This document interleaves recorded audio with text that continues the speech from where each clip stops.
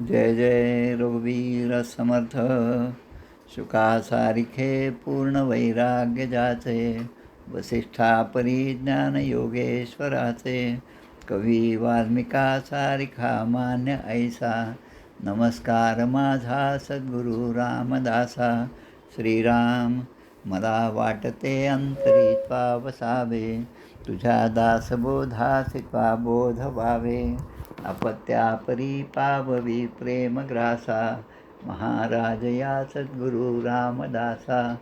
जय जय रघुवीर समर्थ. श्रीकृष्ण गोविंद हरे मुरारे, हे नाथ नारायण वासुदेव. प्रद्युम्न दामोदर विश्वनाथ, मुकुंद विष्णोर्भगवन् नमस्ते. सच्चिदानन्दरूपाय विश्वोत्पत्त्यादिहेतवे, तापत्रय विनाशाय श्रीकृष्णाय वयं नमः. कृष्णाय वासुदेवाय हरये परमात्मने, प्रणतक्लेशनाशाय गोविन्दाय नमो नमः. वसुदेवसुतं देवं कंसचाणूरमर्दनं, देवकी परमानन्दं कृष्णं वन्दे जगद्गुरुं. कृष्णकमलपत्राक्षं पुण्यश्रवणकीर्तनं, वासुदेवं जगद्योनिं नौमि नारायणं हरिं. कृष्ण कृष्णेति कृष्णेति यो मां स्मरति नित्यशः, जलं भित्त्वा यथा पद्मं संसारात् उद्धराम्यहं. कृष्णाय वासुदेवाय देवकीनन्दनाय च, नन्दगोपकुमाराय गोविन्दाय नमो नमः. नमः पङ्कजनाभाय नमः पङ्कजमालिने, नमः पङ्कजनेत्राय नमस्ते पङ्कजाङ्घ्रे. गोपाल कृष्ण भगवान की जय. जय जय रघुवीर समर्थ.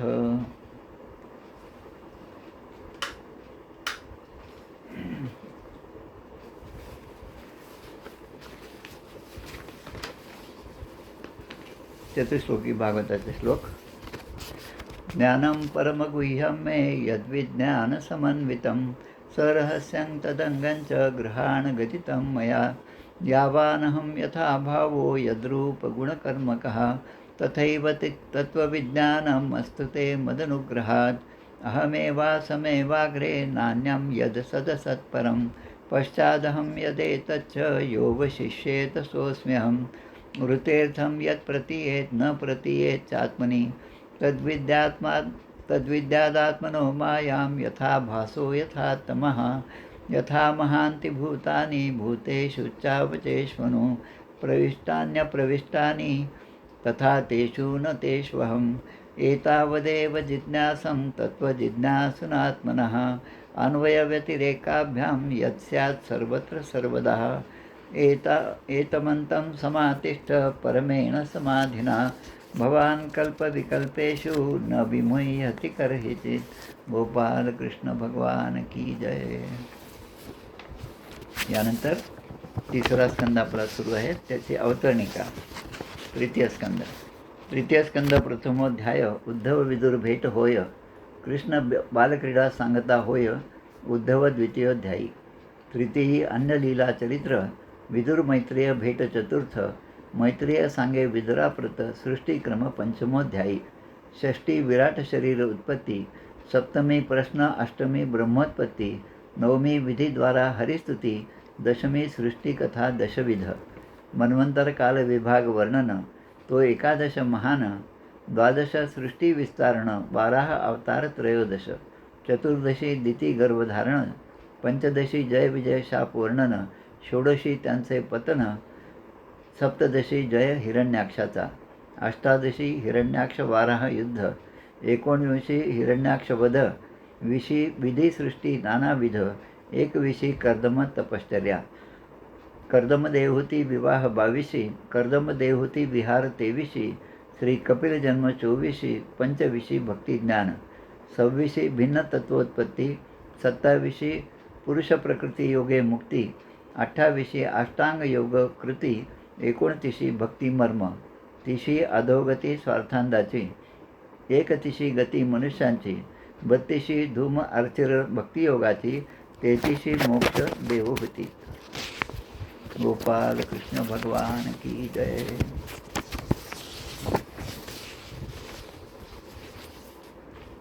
आता आपण आपल्या मुख्य विषयाकडे बोलूया. स्कंद 3 अध्याय 21 कर्दमांची तपश्चर्या आणि भगवंताचे वरदान. त्यापूर्वी आज 15 एप्रिल 2023 चैत्रवद्य दशमी शके 1945. आजचा एक दिनविशेष असा आहे की 15 एप्रिल या रोजी तारखेप्रमाणे स्वर्गीय श्री मधुकरराव अण्णा गोसावी यांची पुण्यतिथी येते. तशी पुण्यतिथी ही चैत्र शुद्ध दशमीला आहे, पण तारखेप्रमाणे तो आजचाच दिवस होता. देवगिरी प्रांताचे संघाचे प्रांत संघचालक म्हणून त्यांनी कार्य केलेलं आहे, सेवा दिलेली आहे. त्यांनी आपल्या संप्रदायावर अनेक उपकार केलेले आहेत. यादव स्वामींचं चरित्र, त्यानंतर अंबटच्या अच्युताश्रम स्वामींचं चरित्र, अशा प्रकारे अनेक चरित्र आणि अनेक अष्टकं ही त्यांनी लिहिलेली आहेत. स्वतः श्री समर्थांचे मोठे बंधू श्रेष्ठ गंगाधर स्वामी यांचंसुद्धा चरित्र आणि त्यांच्या समाधीचा जीर्णोद्धार असे फार मोठे कार्य त्यांच्या हातून झाले आहे. त्यामुळे त्यांचं स्मरण सुरुवातीला करून आपण या अध्यायाकडे वळूया. कर्दमांची तपश्चर्या आणि भगवंताचं वरदान असा हा अध्याय आहे. 56 श्लोक यामध्ये आहेत. आपण पाहिलं की स्वयंभुवस्य च मनोर्वंशः परमसम्मतः कथ्यतां भगवन् यत्र मैथुने नैधिरे प्रजाः. म्हणजे विदुराने प्रश्न विचारला, भगवंता, स्वयंभुव मनुचा वंश मोठा आदरणीय मानला गेला आहे, कारण स्वयंभुव मनु आणि शतरूपा हे पहिलं जोडपं या विश्वामध्ये निर्माण झालं. ते प्रत्यक्ष भगवंताच्या शरीरातून निर्माण झालेलं होतं आणि त्यांच्यापासून मैथुन धर्माने प्रजेची वृद्धी झाली. तर त्यांची कथा जी आहे ती मला सांगा, असा विदुरांचा मैत्रेय ऋषींना विचारलेला प्रश्न होता. ते म्हणतात की स्वयंभू मनुचे जे प्रिय पुत्र होते, 2 पुत्र होते त्यांना, प्रियव्रत आणि उत्तानपाद, आणि या दोघांनी मिळून सप्तद्वीपावती अशा या पृथ्वीचा धर्मपूर्वक पालन केलेलं होतं. धर्मपूर्वक पालन याचा अर्थ धर्माची वृद्धी करत असताना आपला धर्म सगळीकडे पसरावा आणि इतर धर्म काही जे असतील अस्तित्वामध्ये त्यांनासुद्धा आपल्या धर्मामध्ये समावेश करून कुठल्याही प्रकारची हत्या हिंसा न होता आपलं जे राज्य आहे ते सार्वभौम राज्य या दोन्ही राजांनी, प्रियव्रत आणि उत्तानपाद यांनी आपलं चालवलेलं होतं. त्यांच्या काळामध्ये मग पुढे येतो की देवहूती ही जी आहे तिचा आणि कर्दम ऋषींचा विवाह झाला होता. आता विदुरांचे काही प्रश्न या ठिकाणी आहेत. ते प्रश्न असे की तस्यां सवयी महायोगी युक्तायां योगलक्षणैः ससर्ज कथिता वीर्यं तन्मे शुश्रूषवे वदः. म्हणजे यम इत्यादी अनेक उत्तम लक्षणांनी युक्त असणारी ही देवहूती होती. अतिशय संपन्न अशी होती आणि तिच्यापासून कर्दमांना किती संतती झाली, किती मुलं झाली, असा एक प्रश्न विचारला. आपण आता पुढे भागवतामध्ये पाहणार आहोत की आता यांचीच संतती सगळ्या भागवतामध्ये दिलेली आहे. तो सर्व प्रसंग मला सांगावा अशी इच्छा या ठिकाणी विदुरांनी मैत्रेय ऋषींच्या समोर मांडलेली आहे. तसंच भगवान ऋची प्रजापती आणि ब्रह्मदेवाचे पुत्र दक्ष प्रजापती यांनीसुद्धा मनूंच्या कन्याचे पाणीग्रहण केले. म्हणजे मनूंच्या मुली ज्या आहेत त्या यांना दिलेल्या होत्या आणि त्यांनीसुद्धा कशा प्रकारे संतती उत्पन्न केली असा प्रश्न या ठिकाणी विचारलेला आहे. तेव्हा मैत्रेय ऋषी म्हणतात, प्रजा सृजेति भगवान कर्दमो ब्राह्मणो दितः सरस्वत्यां तपस्ते ते सहस्राणां समा दश. म्हणजे ब्रह्मदेवाने कर्दमांना प्रजा उत्पन्न करण्याची आज्ञा केली होती. तेव्हा त्या कर्दम ऋषींनी 10,000 वर्षे तप केले आणि श्रीहरींची आराधना केली. फार महत्त्वाचा हा भाग आहे. 10,000 वर्षे तपश्चर्या केली तेव्हा कपिल महामुनींसारख्या मुलाचा जन्म आपल्या वंशामध्ये होतो. आता आपण आपल्याला जर तुलना करून पाहिली तर एक साधा अनुभव लक्षात घ्या. एका लग्नाला आम्ही गेलो होतो. लग्न झालं, दिवसभराचे सगळे लग्नाचे सोहळे वगैरे झाले आणि संध्याकाळची वेळ झाली आहे तेव्हा सहज प्रश्न विचारला होता की अरे नवरदेव कुठे दिसतात नाही आम्हाला. तर तेव्हा उत्तर काय आलं नवरदेवाच्या आईवडिलांकडून, अरे ते दोघे तर केव्हाच गेले म्हणे एक्सप्रेसमध्ये बसून. मग अशा उतावळ्या नवऱ्याला जी संतती होणार आहे ती अशी तपश्चर्येने प्राप्त झालेल्या कपिल महामुनींसारखा जसा जन्म झाला अशी कशी होणार आहे. कारण तपश्चर्याच नाही कुठल्याही प्रकारची, साधना नाही, त्यासाठी कष्ट नाही, त्यासाठी स्वतःच्या विषयांचा त्यागच नाही.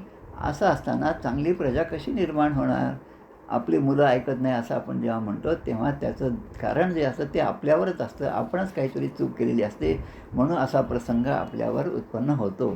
तर या ठिकाणी कर्दमांनी 10,000 वर्षे तप केलेलं आहे. हरिपाठातला एक अभंग आहे, योग याग विधी येणे नोहे सिद्धी, वायाची उपाधी दंभ धर्म, भावे विण देव न सुटे संदेह, गुरु विण अनुभव कैसा कळे. आणि महत्त्वाचं म्हणजे तपे विण दैवत, दिधल्या विण प्राप्त, गुजे विण हित कोण सांगे. तपे विण दैवत, तपश्चर्या आपण केली नाही तर ते आपलं दैवत आपल्याला कसं काय प्रसन्न होणार, आणि त्यांचं जे गुज आहे ते आपल्याला कसे सांगणार. ज्ञानदेव सांगे दृष्टांताची मात, साधूचे संगती तरुण पाय. सत्संग हाच या सगळ्यांवर उपाय आहे. आणि या कर्दम ऋषींची अशी तपश्चर्या पाहिली आणि त्यांना प्रत्यक्ष भगवंतांनी दर्शनं दिलेलं आहे. भगवंतांना त्यांनी साष्टांग नमस्कार केलेला आहे आणि ते भगवंताची स्तुती करतात. ऋषी जे आहेत कर्दम ऋषी, ते आता या ठिकाणी स्तुती करत आहेत. ते म्हणतात की आपण सर्व गुणांचे निधान आहात, गुणनिधान आहात. म्हणजे सगळे सत्वगुण जे आहेत ते आपल्यापासूनच निर्माण झालेले आहे. निधान म्हणजे खाण असल्यासारखे आपण आहात. आणि एखाद्या योग्यांना जे आपण दर्शन देता तेच दर्शन मला आज प्राप्त झाले आहे. हे माझ्यासाठी फार मोठी भाग्याची गोष्ट आहे. ये मायया ते हतमेध सस्त्वमं, पादारविंदम भवसिंधू पोतमम. आपण आरतीमध्ये सुद्धा म्हणतो, ही रामनाम नौका भवसिंधू तराया. त्याचप्रमाणे त्रिविध ताप हारक हे गुरुपाय, भवसिंधूसी तारक हे गुरुपाय. सद्गुरूंचे चरण जे आहेत ते ह्या भवसिंधूला पार करून आपल्याला पार करण्यासाठी मदतीचे आहेत. तसं पण ज्यांची बुद्धी ही मायेने वेढलेली आहे, जे मायेने ग्रस्त झाले आहेत, ते मात्र केवळ क्षणिक सुखासाठी, क्षणिक विषयासाठी आपल्या चरणांचा आश्रय घेतात. मग असे जे आहेत विषयात बुडालेले, त्यांना क्षणिक आपला सत्संग लाभला तेवढंच त्यांच्यापुरतं, किंवा एखाद्या साधू संतांच्याकडे जाऊन आपल्या मुलीचं लग्न कसं होणार, कधी होणार, असे जर प्रश्न आपण विचारत बसलो तर मोक्षाची प्राप्ती होणं शक्यच नाही. आणि मग त्यासाठी ते म्हणतात, तथा स चाहम परिबोधकामः, समानशीलां ग्रहमेधधेनुं, उपयीवान मूलमशेष मूलम, दुराशय काम दुधांग्रिपस्य. म्हणजे काम कलुषित असा मी आहे, स्वतः ऋषी म्हणतात. आणि ते सांगत आहेत त्या ठिकाणी कर्दम ऋषी म्हणतात भगवंताला की मी मात्र काम कलुषित आहे. काहीतरी इच्छा घेऊन मी आपल्याकडे आलेलो आहे. तर माझी इच्छा अशी की मला अनुरूप, माझ्या स्वभावाला अनुरूप, की जिच्याशी माझा स्वभाव जुळेल. आणि गृहस्थाश्रमामध्ये या गृहस्थाश्रमाचं फलित जे आहे, चारी पुरुषार्थ प्राप्त करण्याचं, हे जे आहे त्यासाठी मला उपयोगी पडेल, की माझ्या या मार्गावर माझं मार्गक्रमण होण्यासाठी मला जिची सदैव साथ असेल अशा कन्येशी माझा विवाह व्हावा, ही इच्छा घेऊन मी आपल्याला शरण आलो आहे. त्यामध्ये ते म्हणतात की भगवंता आपण कसे आहात, एखादा कोळी किंवा कीटक जसं आहे तसं आपलं कार्य सगळं आहे. कारण जो कोळी कीटक हा स्वतःचंच जाळं निर्माण करतो, त्या जाळ्याचं स्वतःच रक्षण करतो आणि वेळ आली म्हणजे त्यालाच पुन्हा गिळंकृत करतो. तशाप्रमाणे अहमेवा समय वाग्रे नान्यम यद सत्परम, पश्चादहम यदेतच्च योगशिष्येत सोऽस्म्यहम. असं आपलं स्वरूप जे चतुश्लोकी भागवतामध्ये सांगितलं आहे, असं आपलं कार्य आहे. आणि म्हणून मी आपल्याला शरण आलेलो आहे आणि आता मला योग्य अशा कन्येशी विवाह करावा असं वाटत आहे. त्यामुळे यावर आपला अनुग्रह झाला तरच या गोष्टी होतील. कारण भगवंताने सांगितलेलं प्रजेच्या विस्ताराचे कार्य जे आहे ते मला या ठिकाणी करायचं आहे. आणि या स्तुती करत असताना ते पुन्हा पुढे म्हणतात की आपण निष्क्रिय आहात. भगवंत कसे निष्क्रिय आहेत, कर्तुम अकर्तुम अन्यथा कर्तुम अशी शक्ती त्यांची आहे. स्वतःहून भगवंत काहीही करत नाहीत जोपर्यंत ते मायेचा आश्रय घेत नाहीत. आणि मायेच्या आश्रयाने मग त्या मायेकडून ते हे सगळं काम करून घेतात. कर्तुम अकर्तुम अन्यथा कर्तुम म्हणजे दुसऱ्याच्या मदतीने ते काम करू शकतात, पण स्वतः ते निष्काम आहेत, निष्क्रिय आहेत. पण जगाचा व्यवहार चालवण्यासाठी ते मायेचा आश्रय घेतात. आपण सुद्धा प्रत्येक क्षणी मायेचा आश्रय घेतो, पण त्या मायेचा आश्रय आपण घेतला आहे तो क्षणिक आहे, तो काही काळापुरता आहे, तो काही हेतूपुरता आहे, हे आपण विसरतो. राहण्यासाठी म्हणून घर घेतलं, भाड्याने घेतलं आणि तिथे राहता राहता आता हे घर माझंच आहे म्हणून कोर्ट केस सुरू होते आणि मग एखाद्या वेळेस आपण जिंकतो आणि मग त्यांचं घर आपण कसं बळकावलं याचाच आनंद आपल्यामध्ये असतो. पण या ठिकाणी देह जे आहे, देहबुद्धी जी आहे ती जोपर्यंत जात नाही तोपर्यंत परमेश्वराचा अनुग्रह होत नाही, अशी व्यवस्था आहे. आणि म्हणून अल्प उपासना करणारे थोडी जरी कोणी उपासना केली तरी त्यांच्यावरसुद्धा आपण आपल्या कृपेचा वर्षाव अर्पण करतात, कृपेचा वर्षाव करतात. इतकी आपली ख्याती आहे आणि म्हणून मी आपल्याकडे आलेलो आहे असं ते सांगतात. मैत्रेय ऋषी जे आहेत ते विदुरांना सांगत आहेत की कर्दमाने अशा प्रकारे निष्कपट भावाने स्तुती केली. तेव्हा गरुडावर विराजमान असणारे भगवंत जे आहेत ते आता बोलू लागले. त्याने पाहिलं की याची तपश्चर्या खूप आहे. एखाद्या मुलाला काही आपल्याला चांगल्या गोष्टी सांगायच्या असतील तर त्याला खरंच त्याची गरज आहे का, त्याच्या ठिकाणी ती तळमळ आहे का, हे जसं शिक्षक पाहतात आणि त्याची तळमळ पाहून त्याच्यावर प्रसन्न होतात आणि आपल्याजवळ जे आहे ते सगळं त्याला देतात.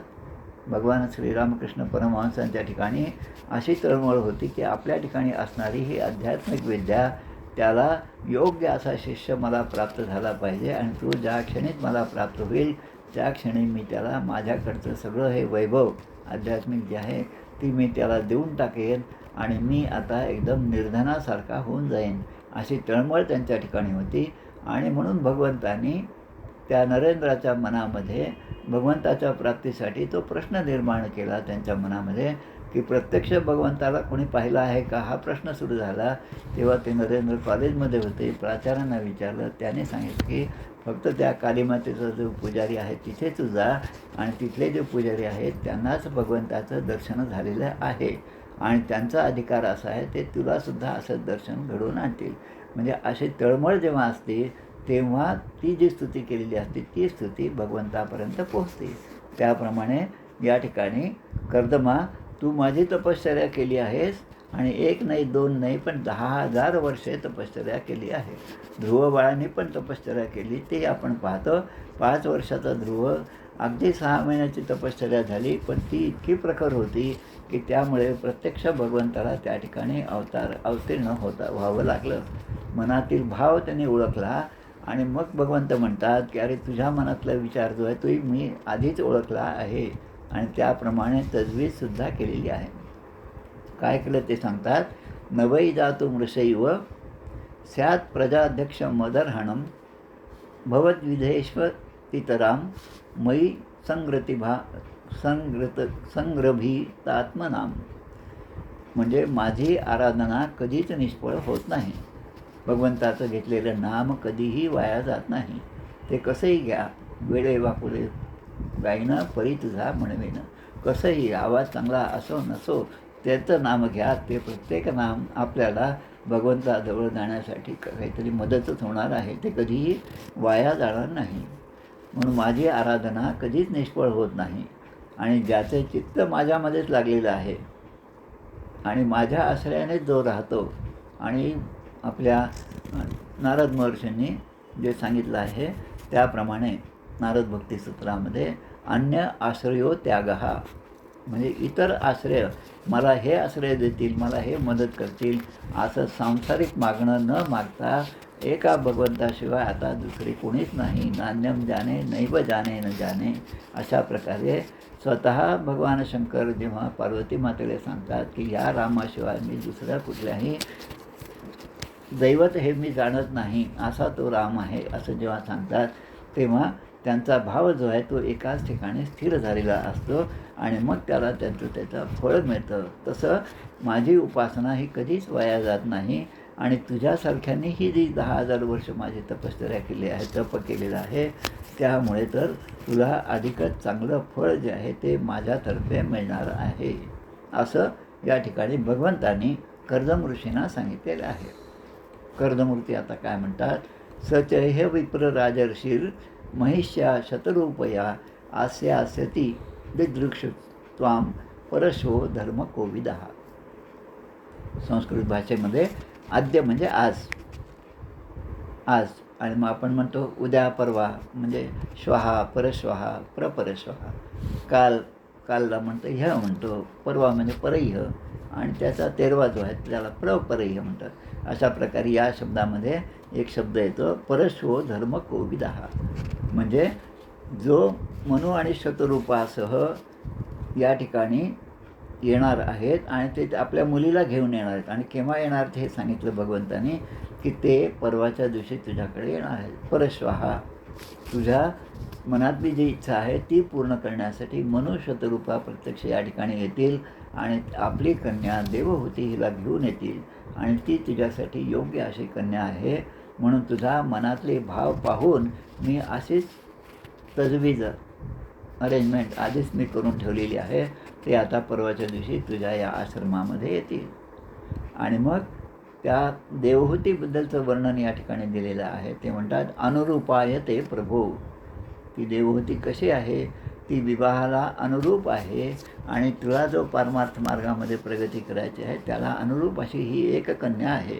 आणि तो मनु म्हणजे राजा मनु जे आहेत ते तुला ती अर्पण करतील, याप्रमाणे सांगितलं. आणि मग भगवंतांनी पुढचं भविष्य पण त्याच ठिकाणी सांगितलं.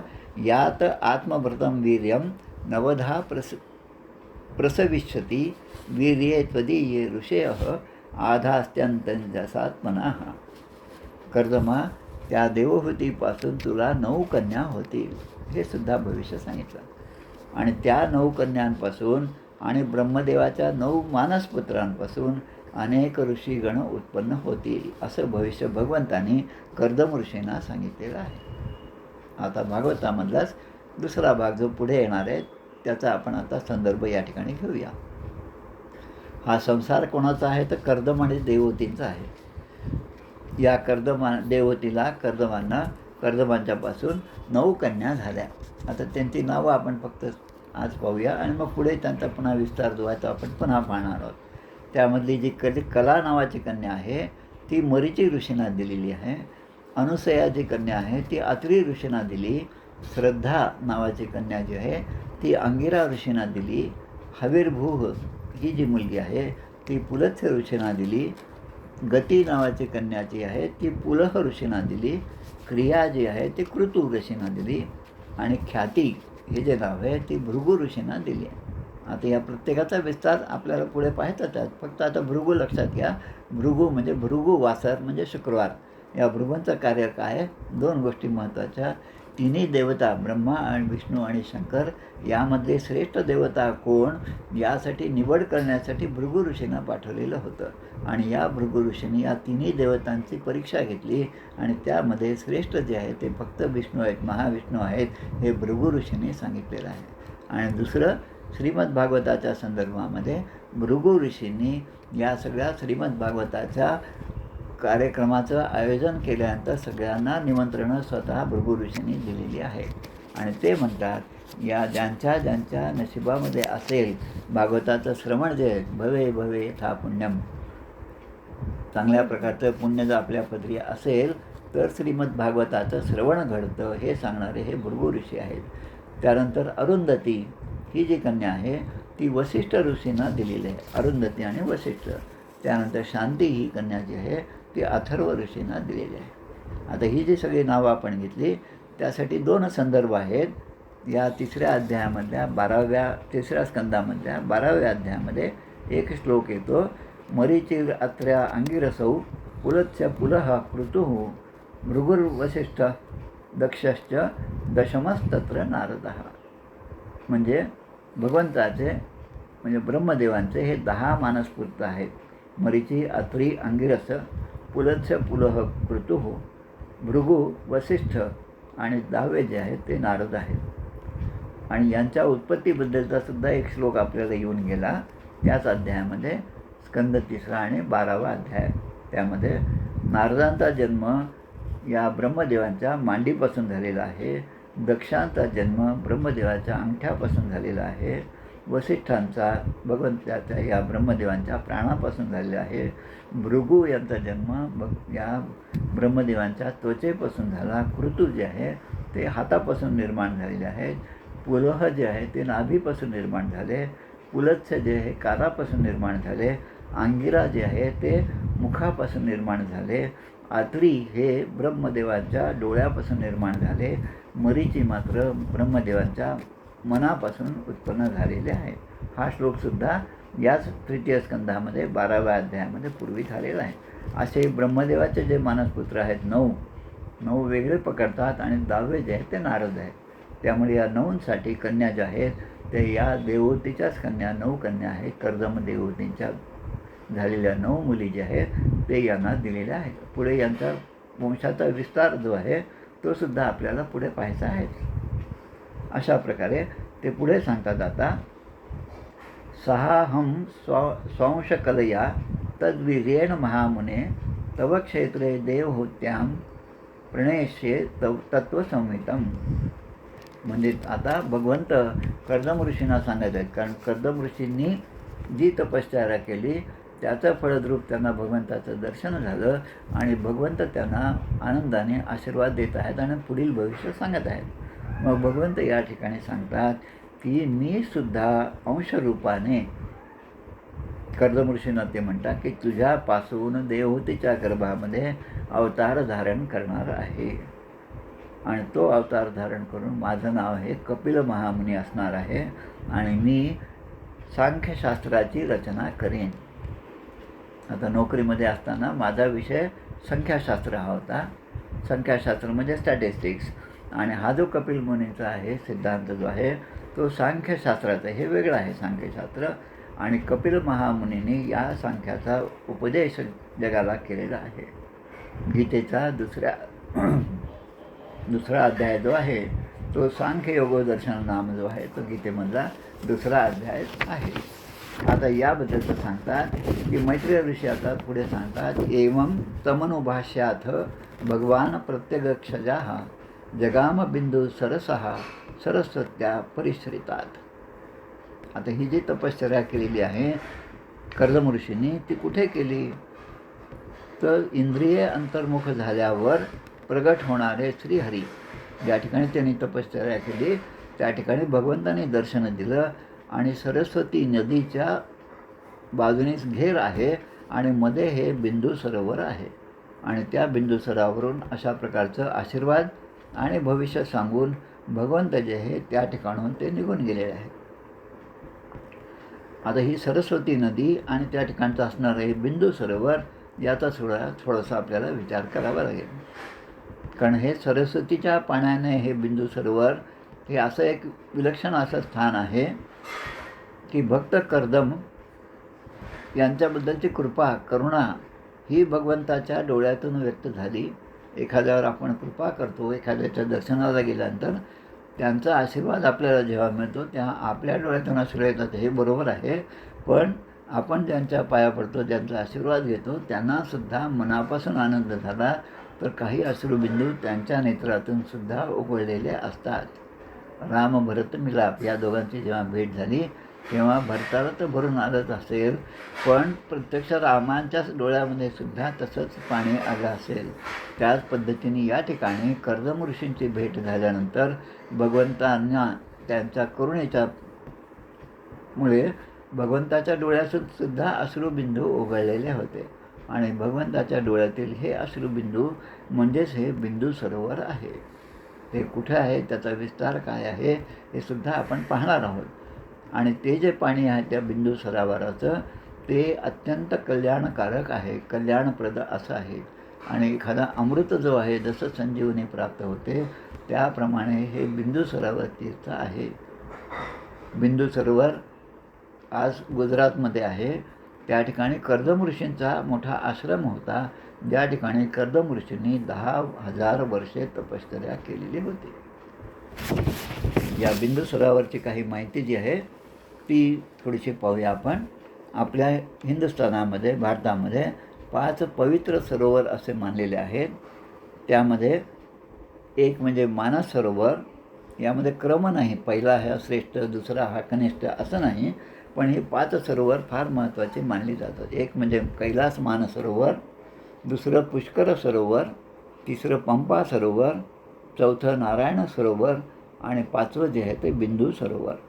पुष्कर तीर्थ आपल्याला माहिती आहे, राजस्थानमधलं पंपा सरोवर आपल्याला माहिती आहे, ज्याच्या काठी शबरी राहत होती. आणि नंतर नारायण सरोवर आहे आणि बिंदू सरोवर आहे.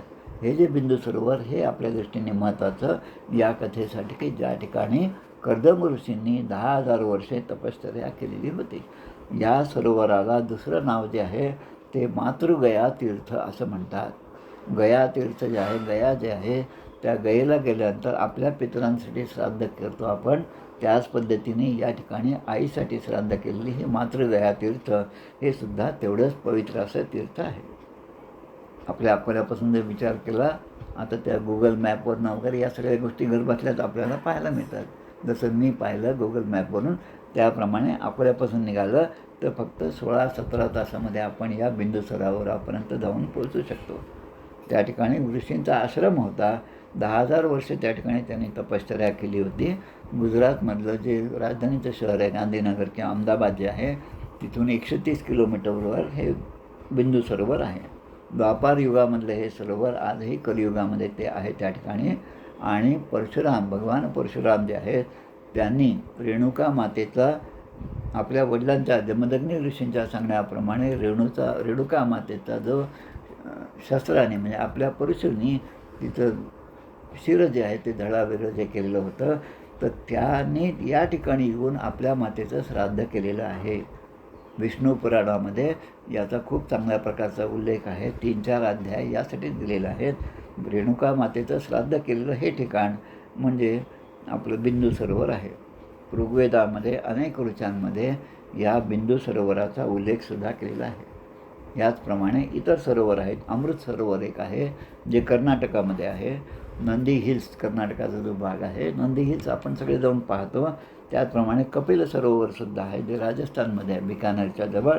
कुसुम सरोवर आहे जे गोवर्धनाच्या तिथे मथुरेमध्ये आहे.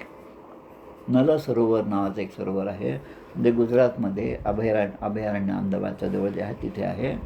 कृष्ण सरोवर, राम सरोवर, शुद्ध सरोवर ही सगळी सरोवरांची नावं आहेत. आणि त्यापैकी मुख्य जे आहेत ज्याला मातृगया तीर्थ असं म्हणतात ते हे बिंदू सरोवर आहे. या बिंदू सरोवराच्या काठी कर्दम ऋषींनी 10,000 वर्षे राहून तपश्चर्या केलेली आहे. आता त्यांना जसं भविष्य सांगितलेलं होतं की तुम्ही या ठिकाणी तपश्चर्या केली, त्यावर प्रसन्न होऊन आता तुमच्यासाठी योग्य अशी कन्या घेऊन तिचे आईवडील या ठिकाणी परवाच्या दिवशी येणार आहेत. हे जसं सांगितलं, परश्वाहा म्हणजे परवाचा दिवस त्या ठिकाणी येणार हे सांगितलेलं होतं. आता हे आणि त्यांच्यापासून तुम्हाला जी 9 मुली होतील आणि जो मुलगा होईल तो कपिल महामुनी, जो माझाच अवतार आहे आणि जो सांख्यशास्त्र दर्शनाचा प्रणेता असेल. ते भगवान विष्णूचे कपिल महामुनी म्हणजे भगवान विष्णूचे अवतार आहेत. श्रीमद भगवद्गीतेमध्ये 10वा अध्याय जो आहे विभूती योग जो आहे त्यामध्ये सुद्धा हा श्लोक आलेला आहे. अश्वत्थ सर्ववृक्षाणां देवर्षीणांच नारदः गंधर्वाणां चित्ररथः सिद्धानां कपिलो मुनिः. अश्वत्थ वृक्ष पिंपळाचं झाड जे आहे ते माझी विभूती आहे. देवर्षीणांचे नारद, सगळ्या देवर्षींमध्ये नारद जे आहेत महर्षी हे म्हणजे माझी विभूती असं भगवंत सांगतात. गंधर्वाणां चित्ररथः, सगळ्या गंधर्वामध्ये काल या गंधर्वांचा जन्म कसा झाला, सृष्टी कशी निर्माण झाली ते आपण पाहिलं. त्यामध्ये गंधर्वांचा जन्म दिलेला आहे या ब्रह्मदेवांपासून गंधर्वाणां. आणि ते त्या गंधर्वापैकी चित्ररथ हा गंधर्व हा जो प्रमुख आहे तो म्हणजे माझी विभूती आहे. आणि सिद्धानां कपिलो मुनी, म्हणून सिद्ध जे आहेत त्यापैकी सगळ्यात श्रेष्ठ असणारे कपिल महामुनी जे आहेत ती म्हणजे माझी विभूती आहे. आणि त्या विभूतीच्या योगे मी कर्दमा तुझ्या पोटी जन्म घेणार आहे. आता हे सिद्ध जे आहेत त्याबद्दलचा काही भाग नव्याने लक्षात आला तो सांगतो की सिद्ध जे पुरुष आहेत ते 2 प्रकारचे असतात. एक जन्मजात सिद्ध असतात आणि जे या ठिकाणी जन्म घेऊन आपली साधना करून ते सिद्ध झालेले असतात. आपण पाहतो बद्ध, मुमुक्षु, साधक आणि सिद्ध या 4 अवस्था आहेत. बद्ध हा अगदी संसारात अडकलेला आहे, पण त्यामध्ये अनेक प्रकारचे आघात झाले, टक्के टोणपे खाल्ले, तेव्हा कुठेतरी भगवंता आता मला इथून सोडव आणि मी यातून कसा बाहेर पडू हा जेव्हा विचार येतो तेव्हा त्या बद्धाचा मुमुक्ष होतो. आता मुमुक्षू झाल्यावर मग तो भगवंत मला कसा भेटणार असा जेव्हा विचार येतो तो मग साधनेला लागतो. बद्ध, मुमुक्षू आणि साधक. मग तो साधक अवस्थेमध्ये असतो आणि साधक अवस्थेची परिसीमा गाठली म्हणजे तो सिद्ध होतो. आता ही प्रक्रिया कोणासाठी आहे? बद्ध, मुमुक्षू, साधक आणि सिद्ध, ज्यांना जन्म घेऊन साधना करून सिद्ध व्हायचं त्यांच्यासाठी आहे. पण ही जे आहेत कपिल महामुनीसारखे जे आहेत ते जन्मजातच सिद्ध आहेत. म्हणजे आपले भगवान रामकृष्ण परमहंस जन्मजातच सिद्ध, स्वामी विवेकानंद हे जन्मजातच सिद्ध आहे. त्यांनी पुन्हा उपासना केली हे फक्त आपल्या लौकिकासाठी आहे. कारण काय की यद्यद आचरती श्रेष्ठ तत्तत् देवे तरोजनः. त्याप्रमाणे त्यांनी आपल्यासाठी चांगला भाव निर्माण व्हावा, साधकांसाठी, पुढील येणाऱ्या पिढीसाठी, आणि म्हणून त्यांनी तपश्चर्या केली. वास्तविक समर्थ रामदास स्वामींना ज्यांना 5व्या आणि 7व्या वर्षी प्रत्यक्ष हनुमंताने आणि रामरायाने दर्शन दिलं त्यांना त्या टाकळीमध्ये जाऊन पुन्हा पाण्यात उभं राहून 12 वर्ष गायत्री आणि रामनामाचं पुरस्चरण करण्याची काहीच आवश्यकता नव्हती. ज्यांनी 5व्या आणि 7व्या वर्षी देवाचं दर्शन घेतलं आहे, पण त्यांनी जे केलं ते आज आपल्यासाठी शिरोधार्य आहे. आपल्यासाठी तो एक मार्ग आहे, आपल्यासाठी तो आदर्श त्यांनी निर्माण केला. म्हणून यद्यद आचरिती श्रेष्ठ तत्तत् देवे तरोजनः.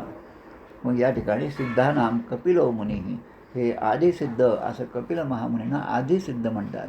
सगळ्या सिद्धांमध्ये पहिलं श्रेष्ठ स्थान जे आहे ते आदिसिद्ध म्हणजे कपिल महामुनी आहेत. म्हणजे त्यांना एका अर्थाने सिद्धांचे गणाधीश असं म्हणतात. सिद्धांचा गण आहे त्याचा अध्यक्षस्थान जे आहे ते कपिल महामुनींचं आहे, ज्यांनी सांख्य दर्शनाचा सिद्धांत जो आहे तो सगळीकडे मांडलेला आहे. आणि ती भगवंताची विभूती आहे असं विभूती योगामध्ये गीतेमध्ये सांगितलं. हा त्यांचा महिमा जो आहे तो कपिल महामुनींचा हा भगवंत त्या ठिकाणी कर्दम ऋषींना सांगत आहे. आता ही त्यांची तपश्चर्या चालू आहे. परवाच्या दिवशी ते येणार हे सांगितलेलं आहे. आणि मग आता पुढचा एक श्लोक येतो. या ठिकाणी या कपिल महामुनीचं किंवा भगवंताच्या अवताराचं वर्णन करणारे सुद्धा 7 श्लोक विस्ताराने दिलेले आहेत याच अध्यायामध्ये 38 ते 44. ते आपण सोडून देऊयात कारण ते भगवंताच्या अवताराचं वर्णनच आहे. ते वर्णन सगळीकडे सारखंच असतं. म्हणून आता पुढच्या श्लोकाकडे आपण जाऊया. त्यामध्ये ते म्हणतात 45 श्लोकामध्ये प्रविश्य तत्तीर्थम वरमादिराजः सहात्मजः ददर्श मुनिमासीनम तस्मिन् हुताशनम. महर्षी कर्दमांचं अग्निहोत्र सुरू होतं. अग्नी प्रज्वलित होता. महर्षी कर्दम जे आहेत त्या ठिकाणी बसलेले आहेत. अग्निहोत्रामध्ये ते आहुती टाकत आहेत. एक एक ती आहुतीचा भाग घ्यायचा, त्या पळीने ज्याला ते घ्यायचं आणि त्या अग्नीला अर्पण करायचं आणि ते अग्नीला स्वाहा करायचं. त्याप्रमाणे असा त्यांचा यज्ञ सुरू होता. आणि त्याच वेळेस बाहेर आदिराजा मनू जो आहेत आपल्या राणी शतरूपासह त्या ठिकाणी आले आणि त्यांच्याबरोबर सुंदर रूपवती अशी देववती कन्या जी होती ती सुद्धा बरोबर आलेली होती. आता आपल्या घरी कोणीही अतिथी येणार असेल आणि विशेष करून यांना तर माहीत होतं आता 3ऱ्या दिवशी हे सगळे येणार आहेत आपल्या घरी. आणि जेव्हा माहीत नसतं तेव्हासुद्धा आचार प्रभो धर्म हे जे सांगितलं की आचरणाला फार महत्त्व आहे. आपल्याकडे कोणी जरी आलं, घरामध्ये कोणी पाहुणे आले, कोणी अतिथी आला तर माझी पूजा सुरू आहे, मी पूजेमध्ये बोलत नसतो, मी पूजेमध्ये उठत नसतो, असे नियम पाळण्यापेक्षा आलेल्या अतिथीचा सत्कार करणं. कारण अतिथीचा सत्कार जर नाही केला तर आलेला अतिथी जर क्रुद्ध झाला तर तो आपलं सगळं आत्तापर्यंत पुण्य घेऊन जातो आणि त्याच्या ठिकाणी असणारं पाप जे आहे ते आपल्याला पुढे भोगावं लागतं. म्हणून अतिथी देवोभव हे फार महत्त्वाचं आहे. या ठिकाणी स्वयंभू म्हणून जे येणार आहेत ते आलेले आहेत आणि हे अग्निहोत्र करत आहेत. तेव्हा ते उठले आणि स्वयंभू म्हणून जाऊन त्या ठिकाणी यांना नमस्कारसुद्धा केलेला आहे. आणि ते पाहून त्यांना ते आशीर्वाद देतात. वयाने लहान असल्यामुळे स्वयंभू म्हणून शतरूपा हे कर्दमऋषींना आशीर्वाद देतात. आता हीच कथा आपल्या संसारात आपण विचार करू. आपण मुलीसाठी एखादं स्थळ पाहिलं, त्या ठिकाणी आपण गेलो आणि मुलगा आजकालच्या भाषेमध्ये कसा असतो, कॉम्प्युटर ते सगळं नवीन नवीन तंत्रज्ञानामध्ये कॉम्प्युटरवर काहीतरी करत असतो. तो काही त्याचं काम असेल, ऑफिसचं काम असेल, वर्क फ्रॉम होम असेल, जे काय असेल ते. आणि आपण अर्धा तास आईवडील बसले आहेत, याचे मुलाचे आईवडील बसलेले आहेत आणि यांचं सगळं बोलणं चालू आहे आणि मुलगा मात्र त्यांच्यासमोरच कम्प्युटरवर अर्धा तास तिथे बसलेला असेल, तर हे योग्य नाही. हे आपल्या लक्षात आलं पाहिजे हे सगळं भागवत कथा ऐकून. आणि म्हणून या ठिकाणी त्या कर्दमऋषींनी उठून त्यांचं स्वागत केलेलं आहे, आदरातिथ्य केलेलं आहे आणि मनु शतरूपा यांच्यासाठी आसनं दिलेलं आहे. आता जेव्हा आपण कोणाकडे गेलो, त्यांनी आसन दिलं, तर ते आसन ग्रहण करणं हे आपल्याला क्रमप्राप्त आहे. आपण ते आसन ग्रहण केलं पाहिजे. मग मी आसनावर बसत नसतो, मला हे चालत नाही, मला ते चालत नाही असं न म्हणता त्यांनी जे दिलं त्याचा स्वीकार करणं हा आपला मोठेपणा आहे त्या ठिकाणी. त्यामुळे या चटईवर, या आसनावर मनु आणि शतरूपा हे बसलेले आहेत आणि या मुलीला म्हणजे देवहूतीला सुद्धा बसण्याची विनंती केली. आता देवहूतीच्या ठिकाणचं काय म्हणतो आपण त्याला, श्रेष्ठत्व असं आहे की एवढ्या मोठ्या ऋषींनी 10,000 वर्षांनी तपश्चर्या केली, त्यांनी आपल्या स्वागतासाठी आसनं दिलेलं आहे. त्या आसनाचा स्वीकार तर केला पाहिजे, पण धर्ममर्यादेचं उल्लंघनपणासुद्धा आपल्याकडून होऊ नये. या दोन्हीतनं सुवर्णमध्य तिने साधला.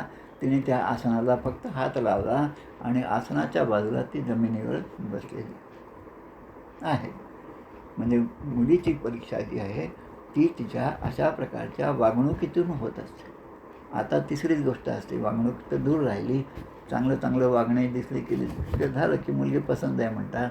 तसं नसणार ना. हे देववती मातेला या कर्दमऋषींनी तिचा स्वीकार केला. त्याचं कारण अगोदर भगवंताने त्या ठिकाणी सांगितलेलं आहे आणि त्याच भगवंताने या मनु शतरूपांना यांना पण सांगितलं आहे की तुमच्या मुलीसाठी हा योग्य वर आहे आणि तुम्ही त्या ठिकाणी जा. आता ते काय म्हणतात की ते कर्दम जे ऋषी आहेत ते यांचं गुणगान गातात की भगवंता आपण विष्णूचे पालन शक्ती रूप आहात. मनु आणि शतरूपा हे कोण होते? प्रत्यक्ष भगवंतापासून निर्माण झालेलं हे जोडपं आहे.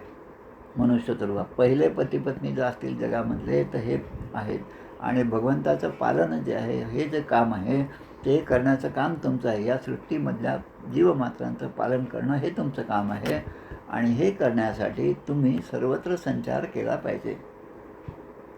या संचारामधून काय होतं की सज्जनांचं रक्षण आणि दुष्टांचा संहार या दोन्ही गोष्टी साधल्या जातात. म्हणजे भगवंताचं जे काम आहे कर्तुम अकर्तुम अन्यथा कर्तुममध्ये या गोष्टी येतात. जसं आता एक पोलिसांची गस्त असते पहा. रोज रात्री जेव्हा काही गोंधळ होतो तेव्हा रात्री बेरात्री तुम्हालासुद्धा पोलिसांच्या त्या गाडीची शिट्टी वगैरे ऐकू येत असते. आता सध्या अकोल्यामध्ये तर असं काही शिट्ट्या ऐकू येत नाहीत, म्हणजे सगळं व्यवस्थित सुरू आहे. पण एखाद्या सणापूर्वी, मग तो आपला हिंदूंचा असो किंवा मुसलमानांचा असो कोणाचाही असो, त्या सणाच्या पूर्वी लहान लहान गावामध्ये सुद्धा की या ठिकाणी आमचं शासन आहे, आम्ही फार कडक आहोत हे दाखवण्यासाठी पोलिसांचं होमगार्डचं एक पथसंचलन त्यामधून जात असतं. आणि ते एवढ्यासाठीच आहे, कोणी जरी काही गैरप्रकार केला तर त्याला शासन करण्यास आमचं शासन हे केव्हाही कटिबद्ध आहे हे दाखवण्यासाठी. तसं या ठिकाणी ते म्हणतात की दुष्टांचा संहार करण्यासाठी आणि सज्जनांचं रक्षण करण्यासाठी तुमचा सर्वत्र संचार असतो. ज्याप्रमाणे एखाद्या शाळा आहे, खूप मोठी शाळा आहे, अनेक वर्ग आहेत, अनेक शिक्षक आहेत आणि मुख्याध्यापक ते शाळेमध्ये वेळेवर येतात, आपल्या खोलीमध्ये जाऊन बसतात आणि शाळा संपल्यानंतर ते घरी जातात. एवढं मुख्याध्यापकांनी करून चालत नाही, पण त्या व्यतिरिक्त त्यांनी प्रत्येक वर्गावर जाऊन कोण काय शिकवतं, कसं शिकवतं, चांगलं शिकवतात की नाही, त्यांचं शिकवणं चालू असताना त्या ठिकाणची मुलं कशाप्रकारे ते ग्रहण करतात या सगळ्यांकडे त्यांचं लक्ष असावं. आणि त्या दृष्टीने भगवंताचं लक्ष प्रत्येकाकडे असतं आणि त्यातला जो दुष्ट स्वभाव असेल त्यांचा संहार आणि सज्जनांचं रक्षण हे जसं भगवंत करतो तसे हे मुख्याध्यापक किंवा एखाद्या काय प्रशासनाचा अधिकारी यांनी हे सगळीकडे फिरलं पाहिजे. ब्राह्मणो हिंडता बरा असं म्हणतात. त्याचं कारण हेच आहे. आणि मग ते म्हणतात यो अर्केंद्र अग्निर वायुनाम यमधर्म प्रचेतसाम रूपाणी स्थान आदत्से तस्मै शुक्लायते नमः. की आपण साक्षात विष्णुरूप आहात असं कर्दम ऋषी मनुना म्हणतात. आणि एखाद्या कार्यासाठी म्हणून आपण सूर्य, चंद्र, अग्नी, इंद्र, वायू, यम, धर्म, वरुण असे अनेक रूप धारण करतात. याचा अर्थ सूर्याच्या रूपामध्ये सुद्धा आपण आहात, चंद्राच्या रूपामध्ये सुद्धा आपण आहात. सूर्याची दाहकता असेल तर तीसुद्धा आपल्यामुळेच आहे आणि चंद्राची शीतलता जी आहे तीसुद्धा आपल्यामुळेच आहे. अग्नी हा अग्नी एखाद्या ठिकाणी देवापुढे असेल तर तो त्यामध्ये चांगले भाव पाहणाऱ्यांच्या मनामध्ये उत्पन्न करतो. पण दुष्टांत जे आहे त्यांचं दुष्ट दलन जे आहे ते सुद्धा अग्नीचंच काम आहे.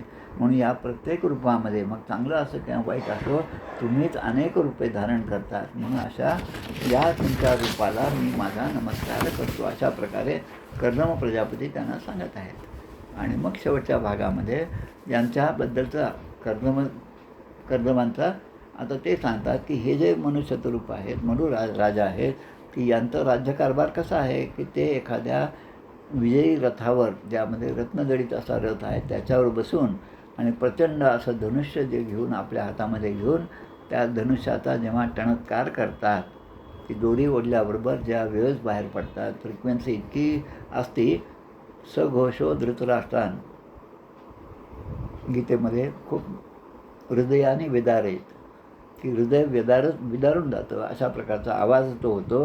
आणि त्या आवाजाने पापी लोकांनासुद्धा भय निर्माण होतं. पृथ्वीवर आपण सूर्यासारखे भ्रमण करता. सूर्य जसा काही सेकंदामध्ये या ठिकाणून किती हजारो किलोमीटर दूरपर्यंत त्याचं किरण पोचतात, तसं आपण या ठिकाणी भ्रमण करतात. आपण जर असं भ्रमण केलं नाही, जसं आत्ताच उदाहरण दिल्याप्रमाणे की मुख्याध्यापक शाळेमध्ये येतात पण ते कुठेच काही जाऊन पाहत नाही, तर मग काय होईल की जे मुलं दांडगाई करतात ते दांडगाई करत राहतील, जे शिक्षक न शिकवता टाईमपास करतील ते तसे करत राहतील.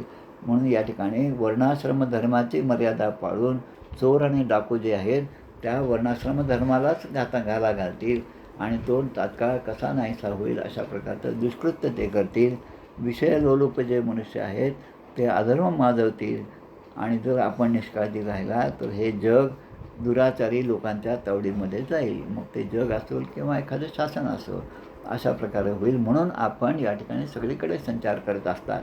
आणि म्हणून शेवटचा त्याने प्रश्न विचारला, अथापि पृच्छे त्वां वीर यदर्थम त्वम इहागतः. इहागत म्हणजे या ठिकाणी येण्याचं कारण. तद्वयम निर्वेदिकेन प्रतिपद्यामहे हृदा. तरीसुद्धा मी आपल्याला विचारतो, कर्दम ऋषी म्हणून आणि शतरूपांना म्हणतात की यावेळी आपण ज्या माझ्याकडे या आश्रमात आलेला आहात, तर ते आपलं आगमन कोणत्या प्रित्यर्थ झालेलं आहे. आपली काही आज्ञा असेल ती आपण मला आज्ञा करावी, मी तुमची आज्ञा पाळेल, तिचा मी निष्कपट भावाने स्वीकार करीन, असं ते सांगतात. त्याप्रमाणे श्रीमद्भागवते महापुराणे पारमहंस्यां संहितायां तृतीय स्कंधे एकविंशोऽध्याय श्रीकृष्णार्पणमस्तु. याप्रमाणे तिसऱ्या अध्यायातील हा 21वा अध्याय या ठिकाणी पूर्ण होत आहे. आता पुढचा अध्याय जो आहे तो देवहूतीबरोबर कर्दम प्रजापतींचा विवाह, नंतर कर्दम आणि देवहूती यांचा विहार आणि कपिल महामुनींचा जन्म, असे पुढचे 3 अध्याय आपल्याला पुढे पाहायचे आहेत. या ठिकाणी 2 मिनिटं थांबूया आपण आणि मग आरती म्हणून आजचा हा भाग पूर्ण होईल.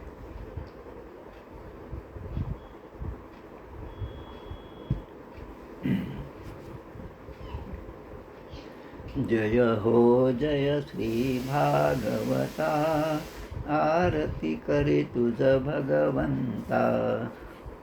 जय हो जय श्री भागवता, आरती करी तुझ भगवंता. श्री शुकमुनीने परम भक्तीने नाना परीने गायले जा हरिचरिता. आरती करी तुझ भगवंता. वेद तरुचे मधुर फळ, स्वादुरसे जे सोज्वळ. राम मुनी अचळ, सेवुनी करीती जन सफळ. महापर्वणी आली अवनी, की अघहरिणी भवजल तरणी.